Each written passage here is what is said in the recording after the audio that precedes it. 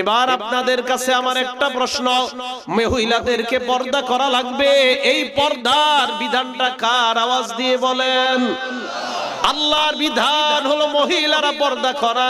এই পর্দা করার অর্থ কিন্তু এই নয় পুরা শরীর ঢাকলেন, চেহারা ঢাকলেন না। তো আর আপনার পর্দা করা কি দরকার? যদি বলেন পুরা শরীর আমি ঢাকলাম, চেহারা ঢাকবো না, তাহলে এই জাতীয় পর্দা করারও কোনো দরকার নাই। পর্দা করার মানে হলো আপনার চেহারাও ঢাকা লাগবে। হাদিস শোনাই, আম্মা জান আয়েশা সিদ্দিকা রাদিয়াল্লাহু তাআলা আনহা বলেন, পর্দার বিধান নাজিল হওয়ার পর কোন এক যুদ্ধে যাওয়ার সময় আল্লাহর নবী লটারি করলেন, লটারির মধ্যে আমার নাম উঠছে। আম্মা জান আয়েশা বলেন, নবীর সাথে আমি যুদ্ধে বের হলাম। পালকি, পালকির নাম শুনেন না আপনারা? আম্মা জান আয়েশা ছোট্ট একটা ঘরের মতো, এটার মধ্যে ওনারে বসায়া দিতেন, আর ওইটা উটের উপরে রাখতো, সাহাবারা উটটাকে সামনে নিয়ে যাইতেন। তো নিয়ম অনুযায়ী ওনারে ওইভাবেই নিয়ে যাইতেছে। যুদ্ধের ময়দানে গেছে, যাওয়ার পর উনি বলেন, যখন যুদ্ধের ময়দান থেকে ফিরে আসতেছি, ফিরে আসার সময় এক জায়গায় যাত্রা বিরতি দিলাম। যাত্রা বিরতি দেওয়ার পর ওই জায়গায় আমার একটু ইস্তেঞ্জার হাজত হয়েছে, আমি বের হইলাম। বের হওয়ার পর আমার হাজত সারলাম, সারার পর আমি আবার আমার পালকিতে চলে আসছি।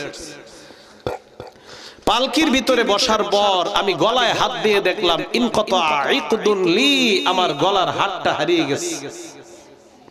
চিন্তা করলাম, হাতটা কোথায় হারাইলো? মনে পড়লো আমি যেখানে হাজত সারতে গেছি, মনে হয় ওই জায়গায় আমার গলার হাতটা পড়ে গেছে। বুখারী শরীফের বর্ণনা। আম্মা জান আয়েশা বলেন, আমি পালকি থেকে চুপে চুপে নাইমা আবার ওই জায়গায় হাত তালাশ করতে গেলাম। বুঝছেন? সাহাবারা আসছে, আসার পর পালকি উটের উপরে উঠাইছে, পালকির ভিতরে আম্মা জান আছে। জোরে বলেন। পালকিটা উটের উপর উঠানোর পর উট রওনা করছে, আম্মা জান কিন্তু পালকিতে নাই। সাহাবারা বুঝতেও পারে নাই। কেন বুঝে নাই জানেননি? আম্মা জান আয়েশা বলেন, আমি এত পাতলা ছিলাম, আমি ভিতরে আসি না নাই এটা সাহাবারা বুঝতে পারতো না।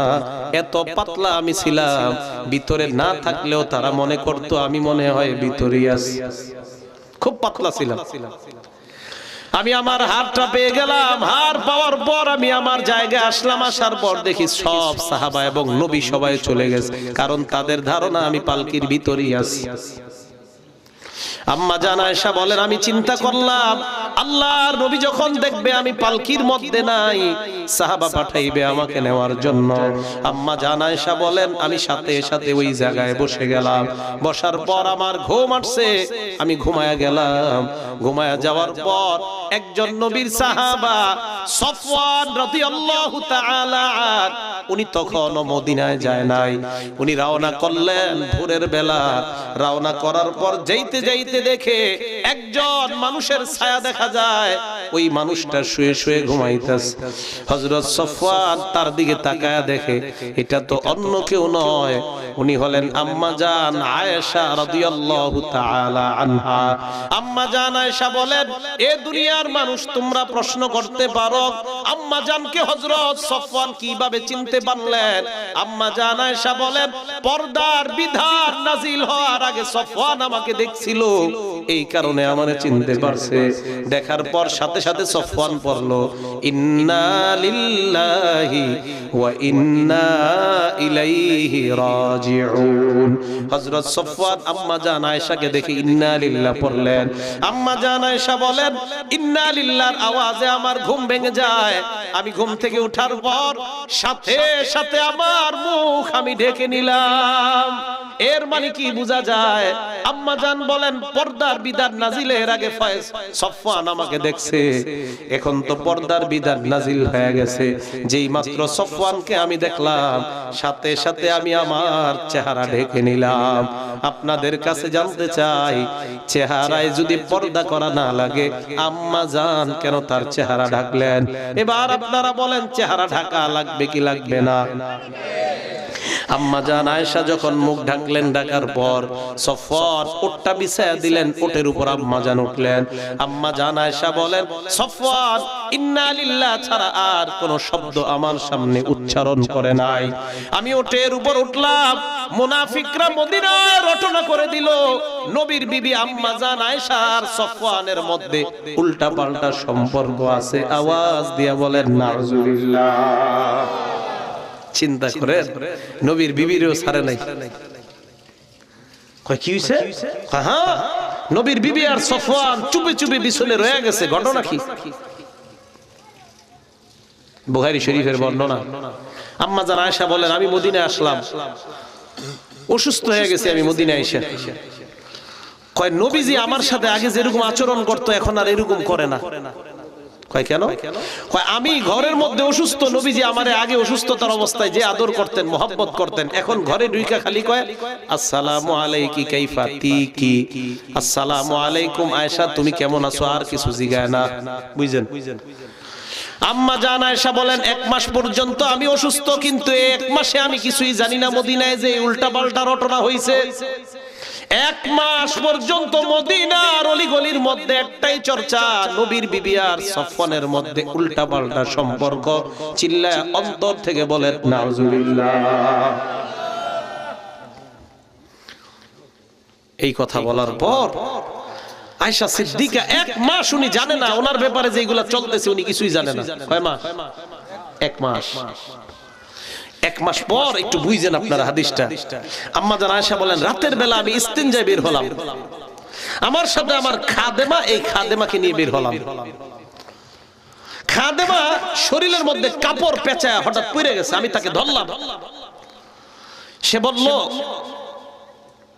মিস্তাহ ধ্বংস হোক, মিস্তাহ ধ্বংস হোক। মিস্তাহ একজন সাহাবার নাম, উনি হলেন এই মহিলার ছেলে। আয়েশা সিদ্দিকা বলে, এই তুমি কি বললা, তোমার ছেলের জন্য বদদুয়া করলা, একজন বদরের সাহাবা, ওনার ব্যাপারে তুমি বদদুয়া করলা কেন? কয় সর্বনাশ আম্মা জান, আপনি কিছু জানেন না। কয় কি জানমু? কয় ইন্না লিল্লাহ, কিছু জানেন না। কয় কি জানমু? কয় গত 1 মাস যে আপনার বিরুদ্ধে উল্টা পাল্টা রটনা চলতেছে, এই রটনাকারীদের মধ্যে 2 জন মুসলমান আছে, এর মধ্যে আমার ছেলেও তো মিস্তাহ আছে। আম্মা জান কয় মানি কি? কয় মানি হলো আপনার আর সফওয়ানের মধ্যে নাকি উল্টা পাল্টা কি ঘটছে, এই চর্চা গত 1 মাস মদিনায়। ও নবী এই কারণে আমার সাথে এরকম ব্যবহার করে ঘরে ঢুইকা। বাসায় গেলেন, যাওয়ার পর বললেন, ইয়া রাসূলুল্লাহ অনুমতি দেন আমি আমার বাপের বাড়িতে যাবো। নবীর সাথে এই বিষয়ে কিছুই কয় না। নবীজি কয় যাও। আল্লাহ নবীর বিবিকে দিলেন, বাড়িতে গিয়ে দেখলেন আবু বকর উপরে বৈশা কোরআন শরীফ পড়ে আর ওনার আম্মা নিচে বসা। মাকে গিয়ে বললেন, আম্মা আমার ব্যাপারে এমন এমন কথা আপনি কি বলেন? মা জবাব দিলেন, তুমি এমন সুন্দরী মেয়ে, তোমার বিরুদ্ধে শত্রুতা করাটাই স্বাভাবিক ব্যাপার। আবু বকর সিদ্দিককে বললেন, আব্বা আপনার কি অভিমত? আবু বকর সিদ্দিক কয়, মা ধৈর্য ধারণ করো, যাও তুমি ঘরে যাও। আম্মা জান আয়েশা কয়, আমার আব্বার আম্মার ভিতর দেখি কোনো ফিলিংস নাই, এরা ব্যাপারটা কিছুই মনে করে না। আমি ঘরে গেলাম, কান্নাকাটি শুরু করলাম, টানা 2 দিন 2 রাত আমি কানলাম। একটা বারের জন্য খাবার খাই নাই, পানি খাই নাই, নামাজ ছাড়া অন্য কোনো কিছু করি নাই। বুখারীর বর্ণনা, আম্মা জান বলেন, এই 2 দিনে আমি সামান্য পরিমাণও ঘুমাই নাই। আম্মা জান আয়েশা বলেন, আমার ঘরে একটা মহিলা আসছে, আসার পর মহিলাটা কয়, আম্মা জান আপনি কান্দেন কেন? কয় আমি এই কারণে কান্দি। মহিলা কয়, আমিও আপনার লগে কান্দতে আইছি। ওই মহিলা বৈশা বৈশা নবীর বিবি আম্মা জানের সাথে কান্দে। জানেননি কেন? কয় আপনি যে কান্দেন এই জন্য আমিও কান্দি। আচ্ছা আপনাদের কাছে একটা প্রশ্ন আমার, কয় মাস এই ঘটনা হয়ে গেছে? নবীর পেরেশানি, টেনশন। সাহাবাদের কয়েকজনের ডাইকা বলল, তোমরা কি বলো আয়েশার ব্যাপারে? এক সাহাবা বললেন, আপনি এছাড়া আরো অনেক ভালো ভালো বিবি পাবেন, ওরে ছাইরা দিলে কি হবে? বুঝেন? এর মানে 1 মাস পর্যন্ত নবীও কিছু জানতেছে না। নবী না গায়েব জানে? কি জানে? কি জানে? তো গায়েব জানলে জানলো না কা? কয় মাস কষ্ট পাইতেছে নবী? 1 মাস। 1 মাস নবী কষ্ট পাইতেছে। এই গায়েবপন্থীরা কই দাঁড়ান একজন। নবী না গায়েব জানে, তো 1 মাস কষ্ট পাইতেছে গায়েব জানলে? গায়েব জানে একমাত্র কে? আল্লাহ। আল্লাহর নবী গেলেন আয়েশার বাড়িতে, আয়েশাকে ডাক দিয়ে বললেন, আয়েশা। আয়েশার কাছে যাওয়ার আগে আয়েশার খাদেমাকে ডাক দিয়ে বললেন, ও খাদেমা, আয়েশারে তুমি কেমন জানো বলো? আয়েশা কেমন? খাদেমা কয়, এই আয়েশার মতো এমন মেয়ে দুনিয়ায় হয় না, খালি একটা দোষ আছে। কয় কি দোষ? কয় জানেননি কেমন সহজ সরল। আয়েশা যখন খোলার মধ্যে পিঠা দেয়, ওই পিঠা খোলার মধ্যে দিয়ে ঘুমায়া যায়, কুকুর আসে ছাগল আইসা পিঠা খায়ালায় বলতেও পারে না হুজুর আপনার বিবি এমন সহজ সরল। চিন্তা করেন, কয় খোলায় পিঠা দেয়, পিঠা দিয়ে ঘুমায়া যায়, এত সহজ সরল আয়েশা। আল্লাহর নবী এই কথা শোনার পর আয়েশার কাছে গেলেন, যাওয়ার পর বললেন, আয়েশা তোমার কাছে আমি আসলাম, কিছু কথা জিজ্ঞাসা করতে চাই। আয়েশা বললেন, কি বলবেন বলেন। আয়েশা, যদি কিছু ঘইটা থাকে আল্লাহর কাছে তওবা করো, আল্লাহ তওবা কবুল করবেন। আর যদি কিছু ঘইটা না থাকে আল্লাহ তোমাকে পুত পবিত্র করবেন। আয়েশা তার মা বাবার দিকে তাকায় বললেন, আব্বা আপনি জবাব দেন। মারে বললেন, আম্মা আপনি জবাব দেন। আবু বকর সিদ্দিক কয়, নবীর সামনে আমি কিছু কইতে পারবো না। মা কয়, আমি নবীর সামনে কিছু বলতে পারবো না। আম্মা জান আয়েশা বলেন, তার মানে যা বলার আমারই বলা লাগবে। আল্লাহর নবীকে ডাক দিয়ে বললেন, হাবিব, আমি যদি বলি এই অপরাধ আমি করছি, আমার আল্লাহ জানে আমি করি নাই, তাহলে আপনারা বিশ্বাস করে নিবেন, কারণ আপনাদের অন্তরের মধ্যে আমার ব্যাপারে সন্দেহ আছে। আর যদি বলি আমি এই অপরাধ করি নাই, আপনারা বিশ্বাস করবেন না। ফাসবরুন জামিল, আমি ধৈর্য ধারণ করলাম, আমি আল্লাহর উপর ভরসা করলাম, যা ফয়সালা আমার আল্লাহ করবে, আমি এছাড়া অন্য কিছু আর বলতে পারবো না। আম্মা জান আয়েশা বলেন, আমি দৌড়ে আমার বিছানায় গেলাম, বিছানায় শুয়ে আমি কান্না করতে লাগলাম। আল্লাহ নবী ঘরের বাহিরে গেলেন, যেই মাত্র দরজায় গেলেন, আল্লাহ আসমান থেকে আমার পবিত্রতা ঘোষণা করে কোরআনের 10টা আয়াত নাজিল করে দিলেন। আল্লাহর নবী ঘরে আয়েশা কয়, আয়েশা সুসংবাদ গ্রহণ করো। বিবি তো একটু অভিমান করছে। আবু বকর কয়, যাও নবীর সামনে যাও। কয়, আমি ওনার সামনে যাব না। মা কয়, যাও যাও স্বামীর সামনে যাও। কয়, যাবো না। আমারে বিশ্বাস করে নাই কেন? আয়েশা কয়, আমি আল্লাহ ছাড়া কারো সামনে যাব না। এই যে আয়েশা এই হাদিসের মাধ্যমে কি বুঝাইলেন? পর্দার আয়াত নাজিলের পরের এই ঘটনা। আয়েশা বলেন, পর্দার আয়াত নাজিলের পরে সফওয়ান আমারে দেখা চিনছে, তোমরা কিন্তু সন্দেহ করবা না। এই চিনার অর্থ হলো এই, পর্দার আয়াত নাজিলের আগে সফওয়ান আমাকে দেখছে, পর্দার আয়াত নাজিলের পর দেখার সাথে সাথে আমি আমার চেহারা ঢেকে ফেললাম। তাহলে আপনাদের কাছে প্রশ্ন, পর্দার মধ্যে চেহারা অন্তর্ভুক্ত কিনা? পর্দা করা চেহারার মধ্যে লাগবে কি লাগবে না? আরো জোরে বলেন। ক্বালা রাসূলুল্লাহ সাল্লাল্লাহু আলাইহি ওয়াসাল্লাম, আল্লাহর নবী বলেন, ফাত্তাকুদ দুনিয়া ওয়াত্তাকুন নিসা, তোমরা দুনিয়া থেকে বেঁচে থাকবা, নারীদের থেকে বেঁচে থাকবা। ফাইন্না আউওয়ালা ফিতনাতি বানি ইসরাঈলা কানাত ফিন নিসা, বনি ইসরাইলের মধ্যে নারীদের কারণে দুনিয়ায় প্রথম ফিতনা হয়। হযরতে মুসা নবীর ব্যাপারে একদল বনি ইসরাইল সম্প্রদায় বালআমে বাউর নামক এক বুজুর্গের কাছে যায়। ওই বুজুর্গ যেই দোয়া করে সাথে সাথে আল্লাহ তার দোয়া কবুল করে নেয়।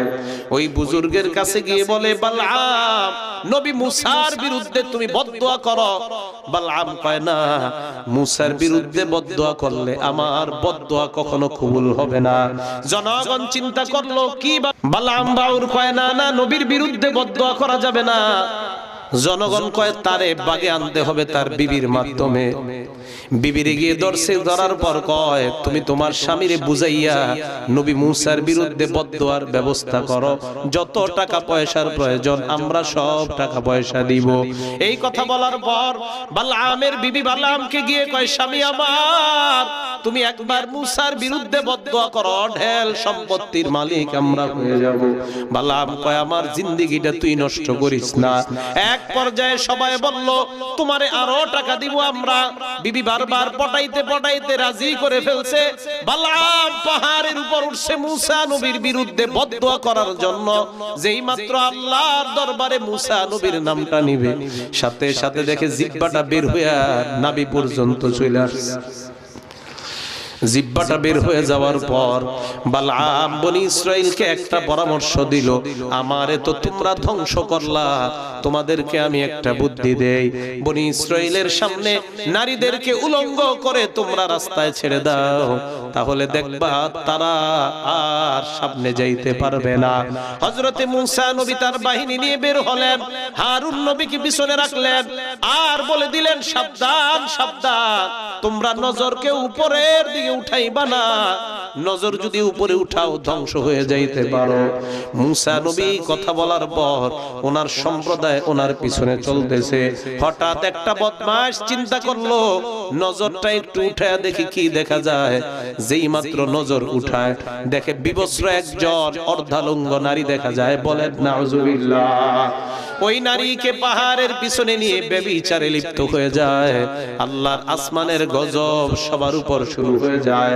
হারুন নবী চিন্তায় পড়ে গেলেন, গজব কেন আসতেছে? মুসা নবীও চিন্তায় পড়ে গেলেন, গজব আসার কারণটা কি? এক পর্যায়ে তাকায় দেখে পাহাড়ের পিছনে দুইজন ব্যভিচারে লিপ্ত হয়ে গেছে। এই দৃশ্য দেখার পর তরবারি নিয়ে এই দুইজনকে হারুন নবী হত্যা করলেন। যেই মাত্র হত্যা করলেন সাথে সাথে আল্লাহ গজব আসমানে উঠায় নিলেন। তাহলে কি বোঝা যায়? নারী যদি পর্দা ছাড়া বের হয় আল্লাহর গজব আসবে কি আসবে না? এই জন্য নবী হাদিসের মধ্যে বলেন রুব্বা কাসিয়াতিন আরিয়াত, একদল নারী আছে এমন জাহিলি যুগের ব্যাপারে আল্লাহ বলেন ওয়ালা তাবাররুজনা তাবাররুজাল জাহিলিয়াতিল উলা, নারীরা তোমরা জাহিলি যুগের মতো রাস্তায় বের হবে না। জাহিলি যুগের মধ্যে নারীরা যেই পোশাক পরতো এই পোশাকের সাইড দিয়ে এইভাবে কেচি দিয়ে কাইটা এই পর্যন্ত তারা পোশাক খোলা রাখতো। আল্লাহ পাক বলেন ওই জাতীয় নারীর মতো তোমরা রাস্তায় বের হবে না। বলেন তো নারীরা পর্দা ছাড়া উলঙ্গ হয়ে রাস্তায় বের হওয়া নিষেধ কার? আর জোরে বলেন কার? এবার আপনাদের প্রশ্ন, হুজুর এই জামানায় তো নারীরা এইভাবে বের হয় না।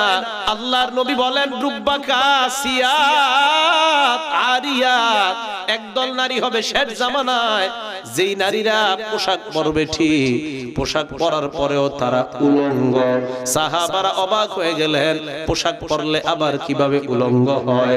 আল্লাহর নবী জবাব দিলেন মাইলাত মুমিলাত, এমন পোশাক তারা পরবে যেই পোশাক পরার কারণে নিজেও অন্যের দিকে আকৃষ্ট হবে, অন্য পুরুষকেও তার দিকে আকৃষ্ট বানায়।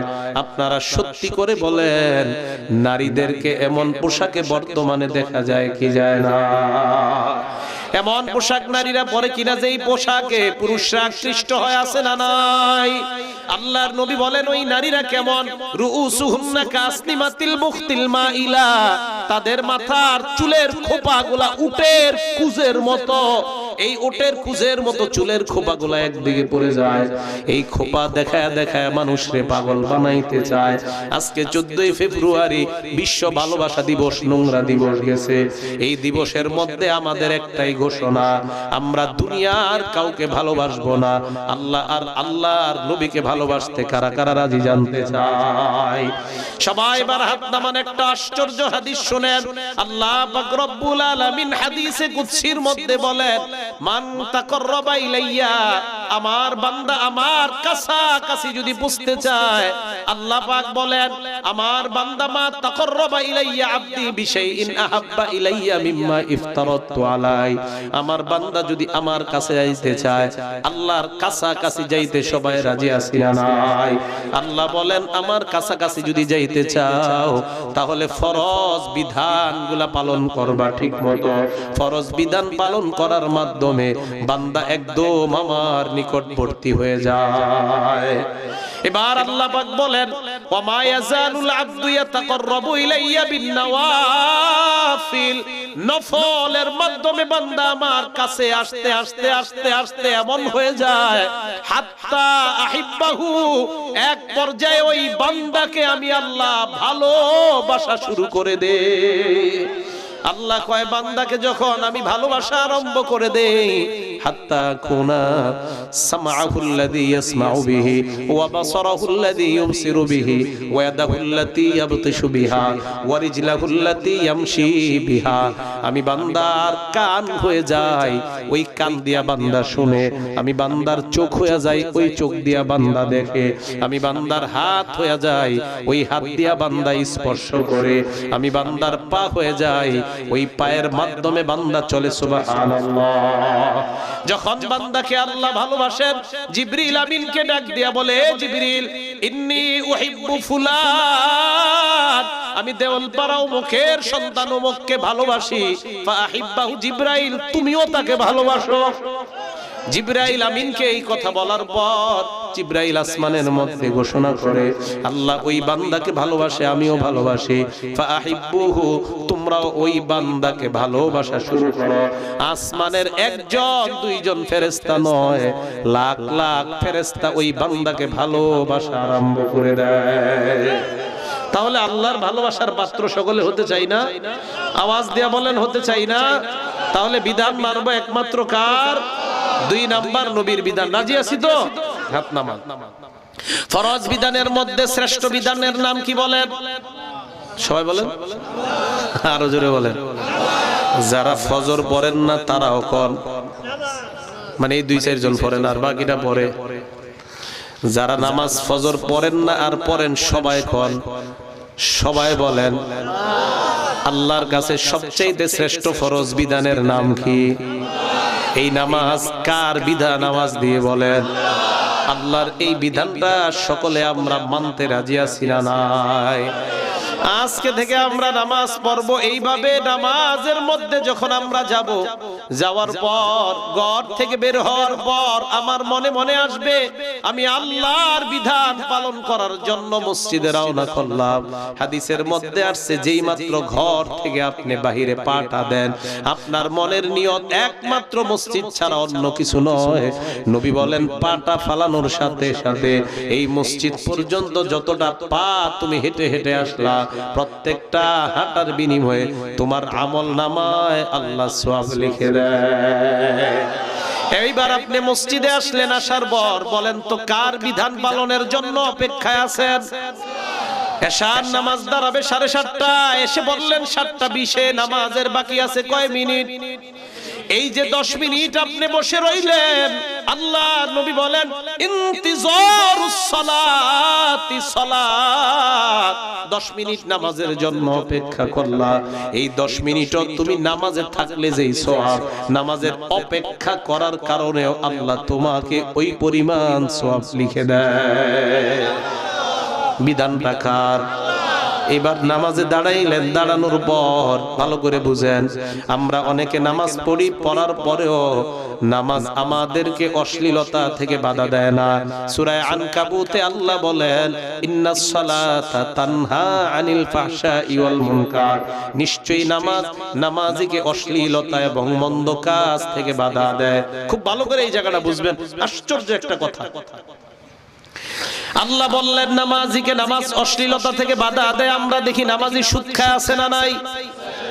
আসেনি? আমরা দেখি নামাজ পড়ে, পড়ার পরেও অন্যের জমিনের আইলটাই না নিজের জমিন বাড়ায়, আছে না নাই? আমরা দেখি নামাজ পড়ে, নামাজ পড়ার পরেও দোকানে ব্যবসায় উল্টা পাল্টা করে, এমন লোক আছে না নাই? কি হলো? আল্লাহ না কইলো নামাজ নামাজিকে অশ্লীলতা আর মন্দ থেকে বাঁচায়, তার মানে কি বাঁচায় নাই? হ্যাঁ, এই জন্য মনে রাখবেন নামাজি 5 প্রকার। বলেন কয় প্রকার? আরো জোরে বলেন নামাজি কয় প্রকার? এক নাম্বার শাস্তিপ্রাপ্ত নামাজি, 2 নাম্বার ধমকপ্রাপ্ত নামাজি, 3 নাম্বার ক্ষমাপ্রাপ্ত নামাজি, 4 নাম্বার সওয়াবপ্রাপ্ত নামাজি, 5 নাম্বার নৈকট্যপ্রাপ্ত নামাজি। সবাই বলেন তো নামাজি কয় প্রকার? যুবক ভাইয়ারা ভালো করে শুনেন, 5 প্রকারের কোন প্রকারে আপনি আছেন? 1 নাম্বার মুআকাব। মুআকাব শব্দের অর্থ হলো শাস্তিপ্রাপ্ত নামাজি। হুজুর এটা আবার কোন নামাজি? যেই নামাজি মাঝে মাঝে মসজিদে যায়, জুমার দিন মসজিদে যায়, যেই মাত্র খতিব সাহেব বলে ফাজকুরুনি আযকুরকুম ওয়াশকুরুলি ওয়ালা তাকফুরুন, দৌড় দিয়া গিয়া কাতারে দাঁড়ায়। দাঁড়ানোর পর চিন্তা করে হুজুর সালামটা কেন ফিরায় না? নামাজের পরেই তো ইন্ডিয়া বাংলাদেশের খেলা, তাড়াতাড়ি সালাম ফিরান। যেই মাত্র খতিবের সালাম ফিরাইতে দেরি হয়, মসজিদে দেখবেন কাশির আওয়াজ বেড়ে যায়। কাশির আওয়াজ, এই কাশি কিন্তু গলার কাশি না, এই কাশি মানে হুজুর তাড়াতাড়ি নামাজ শেষ করেন। এই কাশি মানে কিন্তু গলার কাশি না, এই যে কাশি আরম্ভ হয়ে যায় এর মানে হলো তাড়াতাড়ি নামাজ শেষ করেন। রুকুতে যদি ইমাম সাহেবের একটু দেরি হয়, হঠাৎ দেখবেন কাশ দেয় একজনে, একটু পরে দেখবেন মসজিদের সবাই কাশে। ঘটনা কি কিরে এত কাশি কেন? এর মানে হলো হুজুর তাড়াতাড়ি রুকু থেকে ওঠেন। ঠিক নিউজ, হ্যাঁ? এবার বুঝেন বুঝেন। শাস্তিপ্রাপ্ত নামাজি নামাজে মাঝে মাঝে আসে, আসার পর নামাজে মন থাকে না, কোন মতে নামাজে দাঁড়ায়, তাড়াতাড়ি বের হয়ে যায়।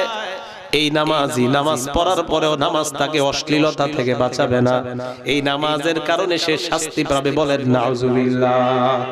তাহলে এক শ্রেণীর নামাজি আমরা পাইলাম, যেই নামাজি নামাজ পড়ার পরেও চুরি থেকে তারে বাঁচাবে না, টিভি দেখা থেকে তারে বাঁচাবে না, কারণ মাঝে মাঝে নামাজে আসে কিন্তু মন তার নামাজের মধ্যে থাকে না। 2 নাম্বার শাস্তিপ্রাপ্ত নামাজি, যেই নামাজি 5 ওয়াক্ত আযান শোনার পর মসজিদে আসে, বুঝেন, আসার পর নামাজে যখন দাঁড়ায় দুনিয়ার সব হিসাব নিকাশ শুরু হয়। নামাজে দাঁড়ায়, ছোট মায়াটার এখনো বিয়ে হয় নাই, আরে কালকে ওই জমিনটার মধ্যে সার দেওয়া লাগবে, ছোট গরুটা কালকে বেচতে নিয়ে যাবো, যত চিন্তা চেতনা সব তার নামাজের মধ্যে। ভালো করে শুনবেন, 5 ওয়াক্ত নামাজে যায়, যাওয়ার পরেও মনটা কোথায় থাকে না? নামাজে মনটা কোথায় থাকে না? 1 নাম্বার মাঝে মাঝে নামাজি যায়, মনটা কোথায় থাকে না? 2 নাম্বার 5 ওয়াক্তই নামাজে যায়, মনটা কোথায় থাকে না? আবার বুঝেন, শাস্তিপ্রাপ্ত নামাজি নামাজে মাঝে মাঝে যায়, মনটা কোথায় থাকে না? জোরে বলেন। 2 নাম্বার ধমকপ্রাপ্ত নামাজি নামাজে 5 ওয়াক্তই যায় কিন্তু মন কোথায় থাকে না?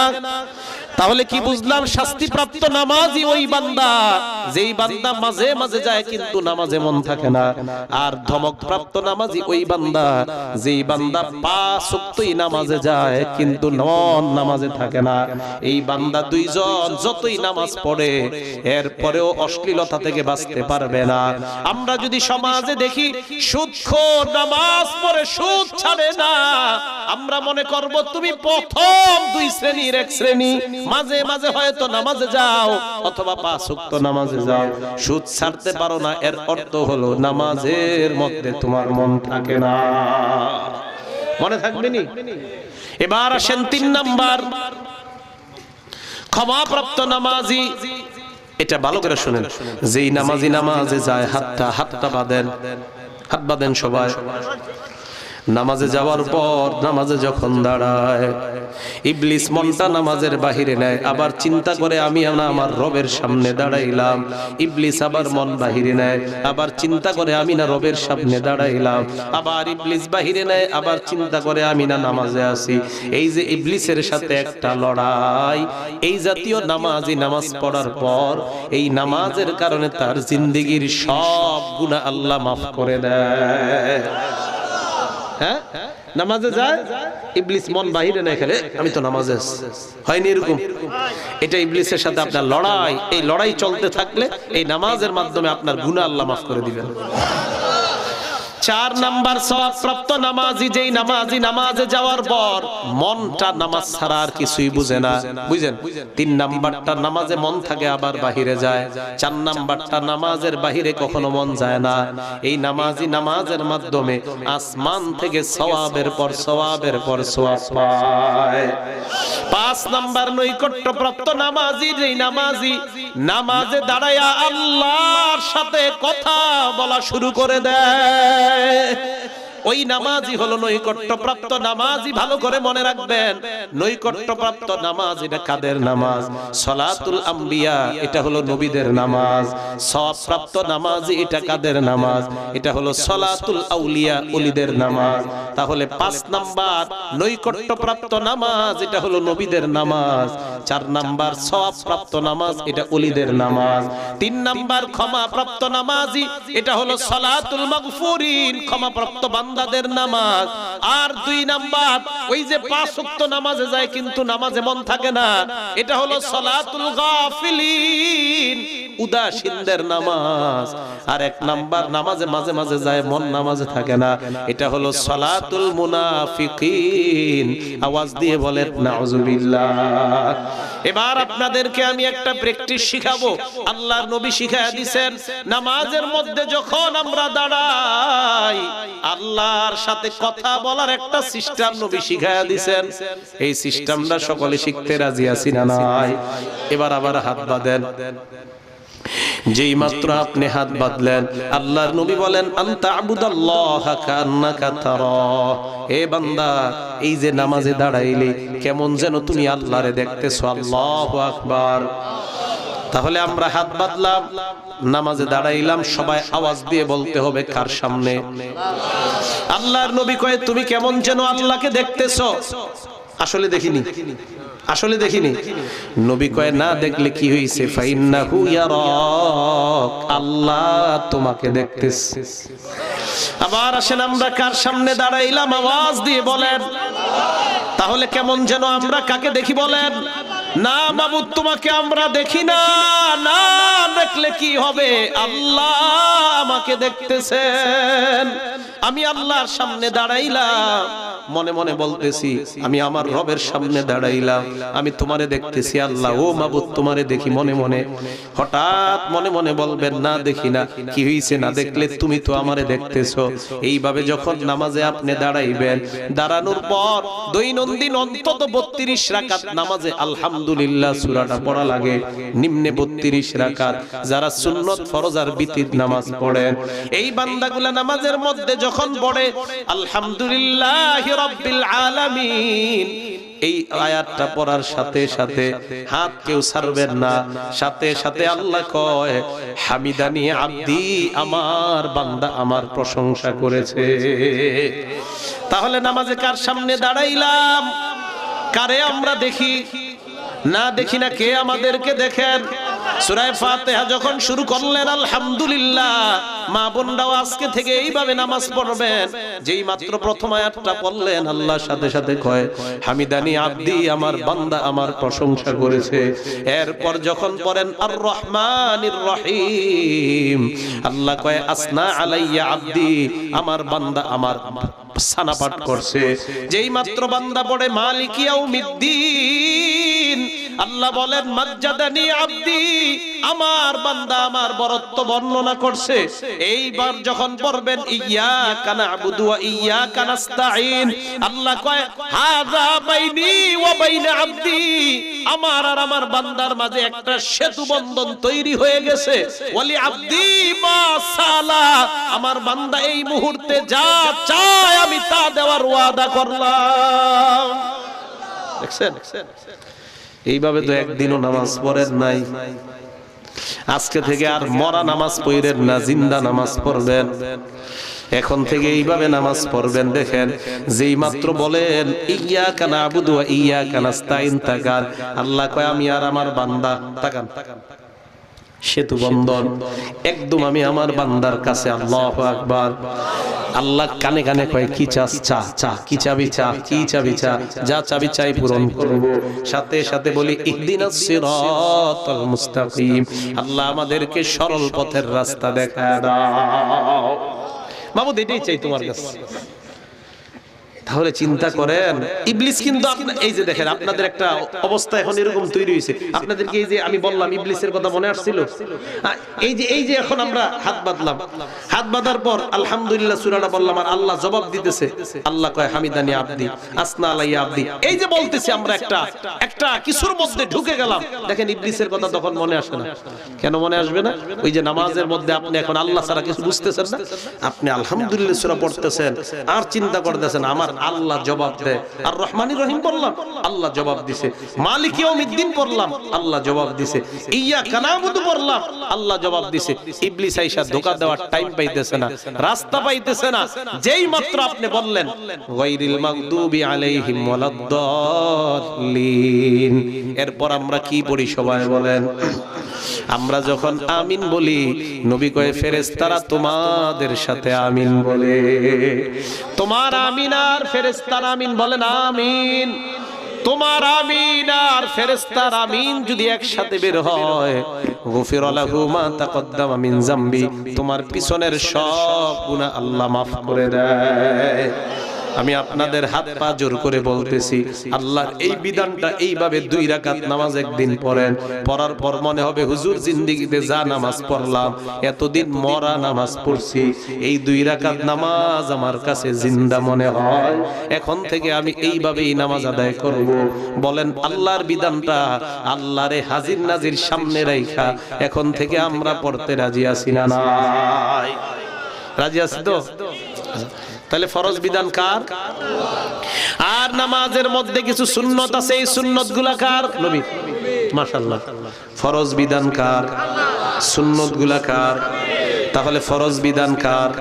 সুন্নত বিধানটা কার? আর আমরা না আগেই ওয়াদা করছি আল্লাহর নবীর বিধানের বাহিরে আমরা যাব না। ওয়াদা করছি না? আল্লাহর নবীর বিধানের বাহিরে আমরা যাব না, এই ওয়াদা আমরা করলাম। এবার আসেন এই নামাজটা পড়তে হবে একমাত্র কার জন্য? আওয়াজ দিয়ে বলেন। ভালো করে একটা হাদিস আপনারা শুনেন, যদিও এই হাদিসটা আমাদের আলেমদের জন্য বেশি শোনা প্রয়োজন। শুফাই আল-আসবাহি রাহমাতুল্লাহি আলাইহি অনেক বড় একজন আলেম, উনি বলেন আমি মদিনায় প্রবেশ করলাম, মদিনায় ঢোকার পর দেখি একজন মানুষরে হাজার হাজার মানুষ ঘেরাও করে রাখছে। কয়জনকে? আমি প্রশ্ন করলাম কে? সবাই জবাব দিল হাদা আবু হুরায়রা ইউহাদ্দিসুন নাস, উনি হলেন নবীর সাহাবা আবু হুরায়রা। সাহাবা আবু হুরায়রা মানুষকে হাদিস শোনায়। সুবহানাল্লাহ। শুফাই আল-আসবাহি বলেন হাদিস শোনানোর পর আবু হুরায়রা একটা ঘরে গেলেন, আমিও গেলাম। ওই ঘরে যাওয়ার পর আবু হুরায়রাকে আমি বললাম, ও নবীর সাহাবা আবু হুরায়রা, এমন একটা হাদিস আমারে আপনি শোনান, যে হাদিসটা আপনি ভালোভাবে বুঝছেন, এমন একটা হাদিস শোনান।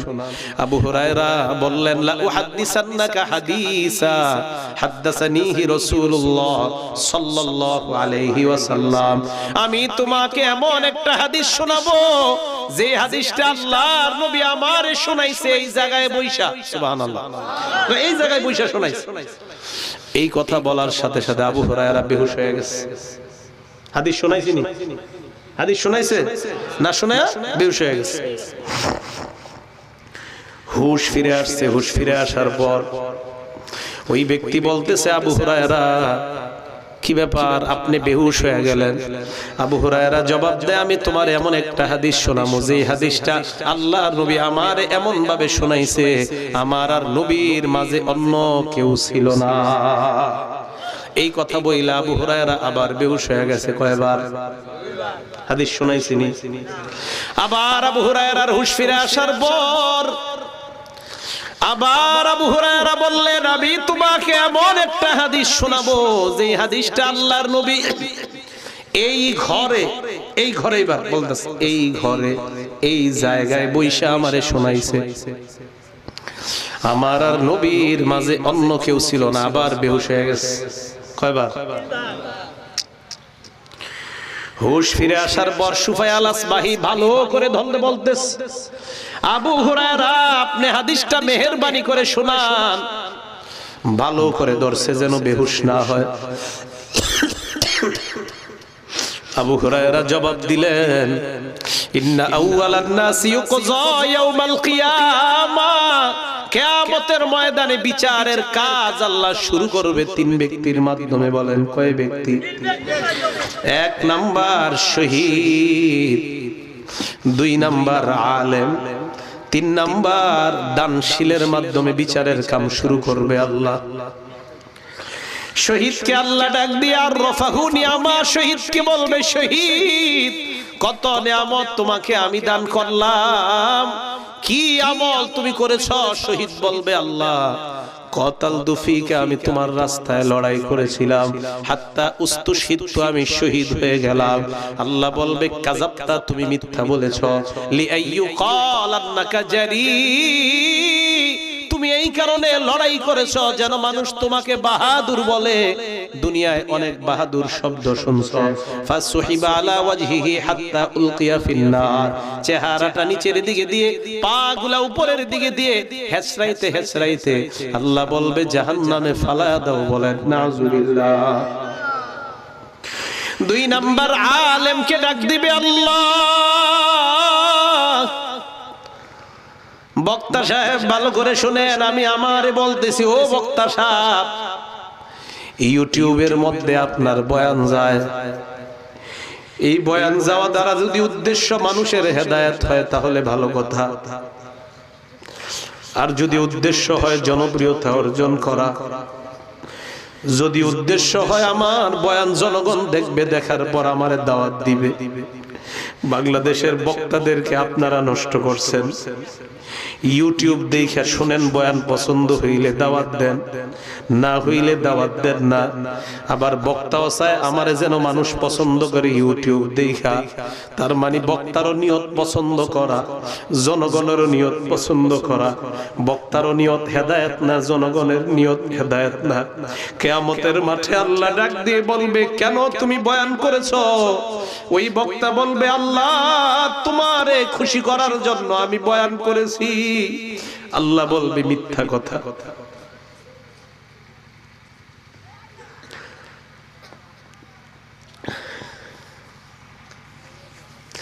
তুমি এই জন্য বয়ান করো নাই, তুমি যেন মানুষের মাঝে পপুলারিটি অর্জন করতে পারো, প্রসিদ্ধ হও, এই কারণে তুমি বয়ান করছো। চেহারাটা নিচের দিকে দিবে, মাথাটা উপরের দিকে দিয়ে আল্লাহ হেসরাইতে হেসরাইতে জাহান্নামে ফালায়া দিবে। আলেমকে ডাক দিয়ে বলবে, কেন আলেম শিখছো? মানুষে কেন শিখাইছো? আলেম বলবে, আল্লাহ তাআল্লামতুল ইলমা ওয়া আল্লামতু ওয়া ক্বরাতু ফীকাল কুরআন, আমি আলেম শিখছি, মানুষের শিখাইছি, তোমার জন্য আমি কোরআন শিখছি। আল্লাহ বলবে, না না, তুই আলেম শিখছো যেন দুনিয়ার মানুষ তোরে বড় আলেম কয়, মানুষ যেন বলে তুই কত বড় মুফাসসির, কত বড় মুহাদ্দিস, এই কারণে তুই আলেম শিখছস। তুই অন্য কোন নিয়তে আলেম শিখস নাই, দুনিয়ার মধ্যে জনপ্রিয়তা যা পাওয়ার দরকার পেয়ে গেছো। মাথাটা নিচের দিকে দিয়ে, পাগুলা উপরের দিকে দিয়ে আল্লাহ বলবেন, ধাক্কায়া এই বান্দাকে জাহান্নামে ফালায়া দাও। বলেন নাউজুবিল্লাহ। তিন নাম্বার আবু হুরায়রা বলেন, দানশীলকে আল্লাহ ডাক দিয়ে বলবে, কেন তুমি দান করেছো? দানশীল বলবে, আল্লাহ দুনিয়ার মধ্যে এমন কোন খাত নাই, মসজিদ বলো মাদ্রাসা বলো, সব জায়গায় আমি দান করছি তোমারে খুশি করার জন্য। আল্লাহ বলবে, না না, তুই দান করছো যেন জনগণ তোরে বড় দানশীল কয়, দাতা কয়, এই জন্য তুই দান করেছিলি। আল্লাহ পাক বলবেন, দুনিয়ায় দাতা শুনছো অনেক, মাথাটা নিচের দিকে দিবেন, পাগুলা উপরের দিকে দিয়ে আল্লাহ বলবেন, হেসরাইতে হেসরাইতে জাহান্নামে ফেলে দাও। বলেন নাউজুবিল্লাহ। আবু হুরায়রা এই হাদিসটা বলতে গিয়ে কয়বার বেহুশ হইছেন? আরো জোরে বলেন, কয়বার? তাহলে আপনাদের কাছে আমি জানতে চাই, বিধান এক নাম্বার কাটটা মানবো, দুই নাম্বার নবীরটা। এই বিধান মানতে গিয়ে ইখলাসের প্রয়োজন আছে না নাই? আমরা নামাজ পড়ব, নামাজটা কার বিধান? এবার বলেন, নামাজটা মানুষকে দেখানোর জন্য পড়ব নাকি আল্লাহর জন্য পড়ব? আমরা নবীর সুন্নত পালন করব, নবীর বিধান, এটাও কারে খুশি করার জন্য?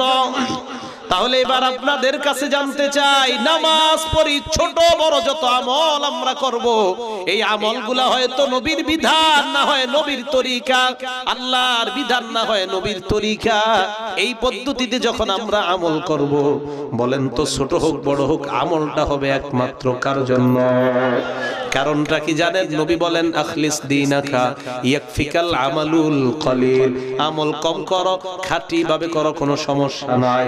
এই কম আমল তোমারে টানতে টানতে আল্লাহর জান্নাতের মেহমান বানায়া দিবেন। আমার সাথে একবার মুহাব্বতের সাথে বলেন লা ইলাহা ইল্লাল্লাহ। আবার সবাই জোরে বলেন লা ইলাহা ইল্লাল্লাহ। ইখলাসের সাথে সবাই বলছেন নি? না, আওয়াজ ছোট হয়েছে। তাহলে এবার অন্তর থেকে, দিল থেকে আসলে আল্লাহরে ভালোবাসা আর একবার বলেন লা ইলাহা ইল্লাল্লাহ। বলছেন না? আল্লাহর নবী বলেন আরেকটা কবিরা গুনাহ করার আগ পর্যন্ত ফুতিহাত লাহু আবওয়াবুস সামাই হাত্তা তুফজিয়া ইলাল আরশ। তুমি যে ইখলাসের সাথে একবার লা ইলাহা ইল্লাল্লাহর আওয়াজ তুমি বের করলা, জানোনি তোমার কি হবে? আরেকটা কবিরা গুনাহ আপনারা যতক্ষণ না করবেন ততক্ষণ আরশ পর্যন্ত আল্লাহর সবগুলা রহমতের দরজা খোলা হয়ে যায়। এই যে এখন থেকে আরেকটা কবিরা গুনাহ যতক্ষণ না করবেন আর বন্ধ হবে না দরজা। পড়ছেন ইখলাসের সাথে? আচ্ছা, এবার একটা বিষয় বলি। আপনারা যারা বসা, আপনাদের সামনে একটা ছেলের যদি দাঁড় করায় বিচার করা হয়, তার শরম লাগবে নি? না, আপনাদের সামনে না হয় যদি পুরা গফরগাঁও থানার সবার সামনে হয়, শরমটা কি কম না বেশি? আচ্ছা, এটা না হয়ে যদি পুরা ময়মনসিংহ হয়, তাহলে শরম কম না বেশি? এটা না হয়ে যদি পুরা বাংলাদেশে হয়, এটা না হয়ে যদি পুরা বিশ্বের মানুষের সামনে হয়, এটা না হয়ে যদি আদম থেকে নিয়ে কিয়ামত পর্যন্ত সবার সামনে হয়, আল্লাহর নবী বলেন আমার উম্মতের এক বান্দাকে কিয়ামতের ময়দানে আদম থেকে নিয়ে কিয়ামত পর্যন্ত যত মানুষ সবার সামনে আল্লাহ দাঁড় করাবেন। আল্লাহ দাঁড় করানোর পর ওই বান্দার সামনে আল্লাহ 99টা আমল নামার খাতা উপস্থিত করবে। কয়টা জানেননি? একটা খাতার পৃষ্ঠা কত বড়? আমার দিকে তাকান, মাদ্দাল বাসর, তার নজর যেই পর্যন্ত যায় ওই পর্যন্ত এক একটা পৃষ্ঠা। আল্লাহ ডাক দিয়ে বলবে না তুনকিরু হাযা মিন শাইইন, এ বান্দা এই যে আমল নামা তুই তাকায় দেখ, হাল তুনকিরু মিন হাযা শাইআ, একটাও অস্বীকার করসনি। নজর যতটুকু যায় এরকম কয়টা পৃষ্ঠা? 99টা। কয়টা? বান্দা কয় লা ইয়া রব্বি, না না, একটাও অস্বীকার করি না। আল্লাহ কয় লা যুলমা আলাই, যা তোর উপর কোনো জুলুম করা হবে না, যা। বান্দার বিশ্বাস হয় না, কয় এত বড় বড় পৃষ্ঠা আর আমার কত অপরাধ, আমারে বলে কয় জুলুম হবে না। এবার আল্লাহ ছোট্ট একটা কাগজ আনবেন, সুবহানাল্লাহ। ফেরেশতাদেরকে বলবেন এই কাগজটা এক পাল্লায় রাখ আর 99টা আরেক পাল্লায় দে। বান্দা বলবে আইনা তাদউ হাযিহি মা'আস সিজিল্লাত, হাদিহিল বিতাকা মা'আস সিজিল্লাত। মাবুদ গো, ছোট একটা পৃষ্ঠা এরকম 99টার মোকাবেলায় কি আছে আসবে?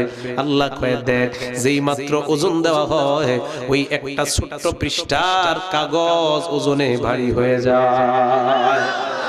এবার ওই বান্দা কয় আল্লাহ আমি দেখতে চাই ওটার মধ্যে কি আছে। খাতা ছোট্ট পৃষ্ঠাটা খোলার পর দেখবে ওটার মধ্যে লেখা শাহাদাতু আল্লাহ ইলাহা ইল্লাল্লাহ। ওটার মধ্যে লেখা আমি সাক্ষী দিলাম তুমি ছাড়া কোনো ইলাহ নাই। আল্লাহ কয় তোর সাক্ষীটা ছিল ইখলাসের সাথে, এই কারণে আমি আল্লাহ 99টার মোকাবেলায় ওজন দিয়া আমি তোকে জান্নাতের মেহমান বানায়া দিলাম। তাহলে বলেন ছোট বড় সব আমল একমাত্র কার জন্য আমরা করব? রাজি আসিনি সবাই ইনশাআল্লাহ? হাত নামান। তাহলে আল্লাহর বিধান আর নবীর বিধান, আল্লাহর ফয়সালা নবীর ফয়সালার বাইরে আমরা কেউ যাব কখনো? আর জোরে বলেন কখনো যাব? আল্লাহ তৌফিক দান করেন, বলি আমিন। ওয়া আখিরু দাওয়ানা আনিল হামদুলিল্লাহি রাব্বিল আলামিন।